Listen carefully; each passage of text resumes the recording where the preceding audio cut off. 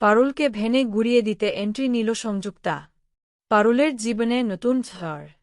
আমরা এমনটাই দেখতে পারব আজকের পর্বে। বিস্তারিত জানতে ভিডিওটি দেখতে থাকুন। ঘটনার সব কৃতিত্ব রায়ান সরাসরি পারুলকে দেওয়ায় পরিবারের সকলের কাছে পারুলের আত্মত্যাগ ও অবদান স্পষ্টভাবে ধরা পড়ে। এরপর বাড়িতে দাদু যখন অপরাধীদের শাস্তির বিষয়ে জানতে চায়, ঠিক তখনই টিভিতে পারুলকে লাঞ্ছিত করার পুরনো ভিডিওটি সম্প্রচারিত হয়। নাতনির উপর হওয়া এমন অন্যায় দেখে চরম ক্ষোভে ফেটে পড়েন দাদু এবং অপরাধীদের নিচু মানসিকতার তীব্র ধিক্কার জানান।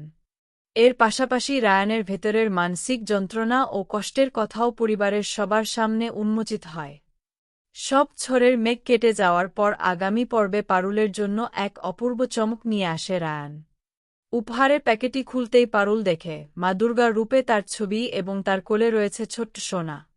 আবেগপ্লুত রায়ান জানায় যে সে পারুলের মধ্যেই মা দুর্গার আসল রূপ খুঁজে পায়। রায়ানের দেওয়া এই বিশেষ উপহারে মুগ্ধ হয়ে পারুল তাকে ভালোবেসে শিব ঠাকুর উপাধিতে ভূষিত করে এবং স্বীকার করে যে হাজারো ঝগড়াঝাটির পর রায়ানকে ছাড়া তার জীবন অসম্পূর্ণ। বর্তমান পর্বে পারুল ও মোল্লার ছদ্মবেশ ধারণ করে এক হিরে কোম্পানির কাছে হিরে কেনার ডিল করতে পৌঁছায়।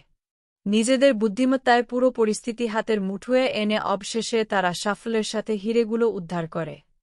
অন্যদিকে প্রিয়ঙ্কদার বাড়ির সামনে মিডিয়ার তীব্র ক্ষোভ ও ভাঙচুরের কারণে চরম অস্বস্তিকর পরিবেশ তৈরি হয়। এরই মাঝে সানি এবং রাহুল উভয়েই নিজেদের স্ত্রীর হাতে মার খেয়ে শিক্ষা পায়।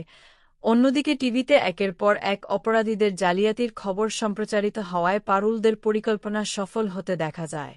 ধারাবাহিকের আগামী পর্বে নাটকে আসবে এক নতুন মোড়, যেখানে মোনালি ফোন করে পারুলকে জানানোর চেষ্টা করবে যে তারা আর এই কাজের অংশ হতে চায় না।